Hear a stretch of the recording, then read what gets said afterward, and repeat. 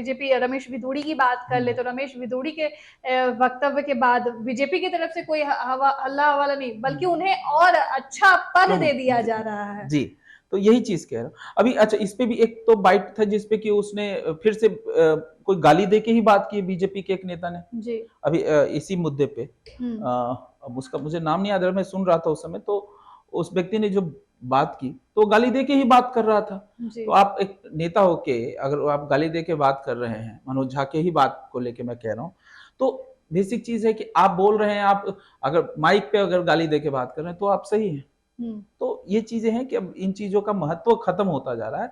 अब भाषा की मर्यादा खत्म हो चुकी है ये, और अब इन चीजों का मतलब नहीं बनता है। मतलब सिर्फ इतना बनता है कि आप वोट कैसे ला सकते हैं। अगर वोट ला सकते हैं तो सब कुछ सही है, नहीं तो जो जीता वही सिकंदर। और रमेश अगर विधोड़ी की बात कर ले तो विधोड़ी को जिस तरह से टोंक का प्रभारी बनाया गया है और उस पर कार्रवाई बीजेपी की तरफ से नहीं किया गया, जो संसद में रमेश विधुड़ी ने बोला, और उस पर कोई प्रतिक्रिया नहीं है, बल्कि उन्हें और बहुत भारी जिम्मेदारी वाला क्षेत्र दे दिया गया है, टोंक का प्रभारी बना दिया गया है। तो मैं तो ये कहूंगा कि ओवैसी जी को बधाई हो, आपने जो है ये कहा था कि ऐसी चीजें होंगी और वो हो गई कि कोई ना कोई उनको पद दे दिया जाएगा, चीजें उनको हाँ, हालांकि उन्होंने कहा था कि दिल्ली का प्रदेश अध्यक्ष बना दिया जाएगा, पर अभी टोंक का प्रभारी बनाया गया है। तो यही तो चीज है कि कहीं ना कहीं लोगों की नैतिकता खत्म होती जा रही है। अब सिर्फ एक ही चीज देखा जाता है कि वोट कैसे मिलेंगे। अब ये टोंक का समीकरण है जी। उस टोंक के समीकरण को समझना बहुत जरूरी है। देखिए, आज की डेट में भारतीय जनता पार्टी ये चीज बहुत अच्छे से जान रही है कि अगर उनको सत्ता में रहना है तो कहीं ना कहीं जो पोलराइजेशन की बात होती थी ना कि मुस्लिम पोलराइज करते हैं कांग्रेस या बाकी दल, बीजेपी हिंदुओं को कर रही है, हिंदुओं को एक तरफ कर रही है और हिंदुओं का वोट चाहती है। वो मुस्लिमों के एक तरफ, वो पसमानदा मुस्लिमों की बात करती है कि उनको हम अपनी तरफ ला रहे हैं या हम उनके हितों की सोच रहे हैं, लेकिन बीजेपी का जो मेन एजेंडा है वो हिंदुओं को यूनाइट करके उनका वोट लेना है। अब देखिए इसमें क्या खेल है कि टोंक में जो है वो 4 विधानसभा लगते हैं, तो वो जो 4 विधानसभा है वो टोंक है, फिर देवली, उनियाला है और एक निवाई है। तो ये जो 4 विधानसभा है इसमें से 3 में 2018 में जब चुनाव हुआ था तो 3 में जो कांग्रेस जीती, 1 में निवाई में जो है वो बीजेपी जीती। और ये जो निवाई का जो क्षेत्र है, ये क्षेत्र जो है बेसिकली यहाँ पे मुस्लिम बहुल ही एक तरह से माना जाता है, मुस्लिमों की संख्या ज्यादा है, उसके बावजूद जीतने वाले प्रशांत बैरवा बीजेपी से हाँ है। तो क्यों? क्योंकि यहाँ सांप्रदायिक चीजें रहती है, मतलब बराबर ही आप कह सकते हैं। तो हिंदू यूनाइट हुआ जिस कारण से इनको सीट वोट मिली और जीते। तो ये एक बड़ा रीजन है। और टोंक में जो टोटल कहा जाता है कि 50% हिंदू हैं और 48% के आसपास मुस्लिम है।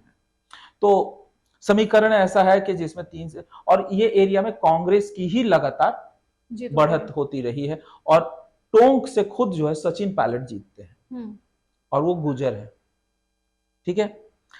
तो इसीलिए एक ऐसे व्यक्ति को उतारना बहुत जरूरी था जो मतलब उस जगह ध्रुवीकरण कर सके। और वो मतलब देखिए, कांग्रेस जहां जीत रही है वहां तो ये हो रहा है कि भाई हम मुस्लिमों के हितैषी हैं, बाकी हैं, और प्लस गुजर वोट उनको मिल ही रहा है। तो कोई ऐसा जो गुजरों का वोट ले सके और हिंदुओं को यूनाइट कर सके, 50% तो वोट है, अगर वो यूनाइट हो जाता है तो उनको जीत मिल सकती है। बिल्कुल। तो इसीलिए यहाँ पे एक ऐसे गुजर नेता की जरूरत थी जो वहां, चूंकि उसमें वहां पे जो हिंदू हैं उसमें गुजरों की संख्या काफी है, तो ऐसे नेता यूनाइट करने के लिए किया जाए, रमेश विधुड़ी को लाया गया। हालांकि अब सवाल जो यहाँ पे उठता है कि रमेश विधुड़ी ही क्यों, क्या बीजेपी में कोई गुजर नेता नहीं है? बिल्कुल, सबसे बड़ी चीज तो ये है। तो ऐसा भी नहीं है। देखिए अभी जो दिल्ली के जो कहा जाता है प्रतिपक्ष, जो विधानसभा है उसका प्रतिपक्ष के नेता जो है वो है रामवीर सिंह विधुड़ी जी। तो वो खुद भी जो है वो गुजर है। इसके अलावा जो है एक और है जो गुजर है, वो उनका भी नाम है ये सुखवीर सिंह जौनपुरिया, जो कि सवाई माधोपुर से विधायक हैं, सांसद हैं, और वो भी गुजर ही है। तो और उनका भी अच्छा खासा पकड़ है। कहा जाए तो जितने बड़े एरिया से ये रमेश भिधोड़िया, उससे बड़े एरिया में जो है ये सुखबीर सिंह भिधोड़िया है। तो इनको क्यों नहीं बनाया जा रहा है? मतलब कहीं ना कहीं ऐसा लग रहा है कि उग्रवादी और इस तरह का वक्तव्य देना रमेश भिदोड़ी के लिए बहुत फायदेमंद हो गया है। जी, ये बिल्कुल वही कारण है, क्योंकि इससे एक चीज लग रहा है कि अभी क्या है कि देखिए, जैसे मैंने बताया कि वहां जो ये है कन्हैया नहीं, बीजेपी से जो है, हाँ, कन्हैया लाल है, मालपुरा से, निवाई से मैंने गलत बोला था, मालपुरा से है। तो यहाँ पे जो जिस तरीके से चलता है हिंदू मुस्लिम का, तो ये नजर आ रहा है कि अगर हम हिंदुओं को यूनाइट कर पाए तो वोट अगर मालपुरा से जीते हैं तो हम और भी जगहों से जीत सकते हैं। तो कहीं ना कहीं हिंदू, अब वो हिंदू कहा जाए कि किस तरीके से यूनाइट होगा, तो जब आप सामने वाला जो उनका वहां पे काउंटर पार्ट है मुस्लिम है, जब वहां पे टेंशन उनके साथ है, तो आप मुस्लिमों को जितना ज्यादा बुरा बोलोगे, तो अगर मुस्लिमों को आतंकवादी बोलो, उनको गाली दो, तो जो उस छवि का नेता होगा, लोगों में क्या होगा, यही लड़ सकता है, यही काम कर सकता है। होता है ना कि जो आपको अब ये लगे कि जो आपके हित के लिए किसी हद तक जाने को तैयार हो, तो ऐसा नेता। अब सुखबीर सिंह है या फिर जो रामवीर भिधोड़ी है, ये लोग अब इनकी छवि उस तरह की नहीं है, ये शांति प्रिय में है, आ रहे हैं, या अब इन्होंने अपनी इमेज बना ली कि ये मुस्लिम, कोई मुसलमान को देखा तो अबे वो गाली भी देंगे, मारेंगे भी, लड़ेंगे भी, तो वो छवि बना ली उन्होंने।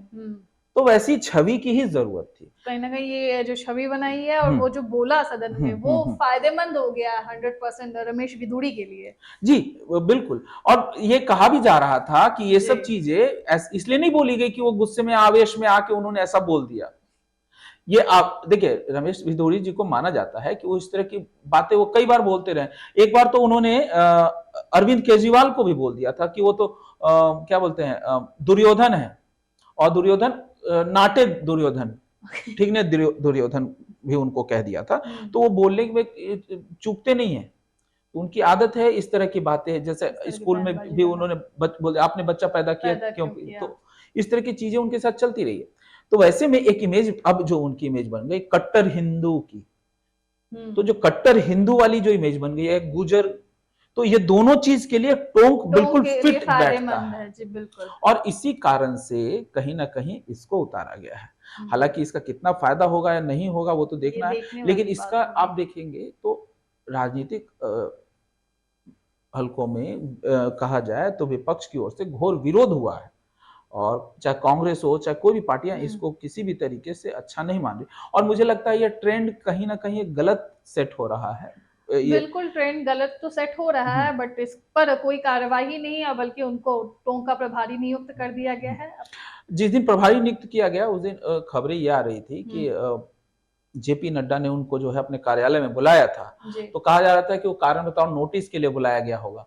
लेकिन जब पता चला तो ये हुआ कि भाई वो तो जो है वहां पे टोंक प्रभारी बना दिए गए, और वहां पे जो है वो जाके वहां पे कार्यभार संभाल रहे हैं। तो ये एक चीज हुई है, और ये गलत ट्रेंड है कि इस तरीके से अब जो है, देखिए कहीं ना कहीं ये जो जिस तरीके से लोकसभा में बोला गया है, इसको कहीं से भी सही नहीं बोला जाएगा। लेकिन अब यही चीजें हैं कि इस तरह से बोलकर आप ले सकते, मतलब कि एक अच्छी जिम्मेदारी ले रहे हैं, आपका नाम बड़ा हो रहा है, आपकी पहचान बढ़ रही है, तो आने वाले समय में वो मंत्री भी बन जाएंगे। अगर हो सकता है 2024 में चुनाव हो जाए और उसमें जो है टिकट तो मिलेगी ही, अब तो मिलना तय है। अभी तक तो लग रहा था कि इनकी मतलब अब शायद टिकट ना मिले, लेकिन अब तो लग रहा है कि टिकट भी मिलना तय है, और अगली बार अगर बन के आए तो ये कोई राज्य मंत्री तो जरूर बन जाएंगे। बिल्कुल, एक अच्छा खासा इनके लिए पद तैयार है। हाँ। तो कहीं ना कहीं सदन में दानिश अली को लेकर बोलना इनके लिए बहुत ज्यादा फायदेमंद है। बोलना नहीं, ये जानबूझकर ही बोला गया है, क्योंकि ये उस समय भी कहा जा रहा था कि ये सब चीजें इसलिए बोली गई है ताकि हम शीर्ष नेतृत्व के नजर में आ सके, और चीजें अगर ऐसा नहीं होता तो मुझे लगता है इनको राजस्थान में कुछ भी नहीं दिया जाता, क्योंकि फिर इनके में और सुखबीर सिंह में या रामवीर सिंह में कोई अंतर नहीं था, तीनों एक बराबर के गुजर नेता है। लेकिन अंतर तो सिर्फ इतना ही था कि ये जो है वो मुस्लिमों के कट्टर विरोधी कहला गए हैं, तो उसका फायदा मिल रहा है।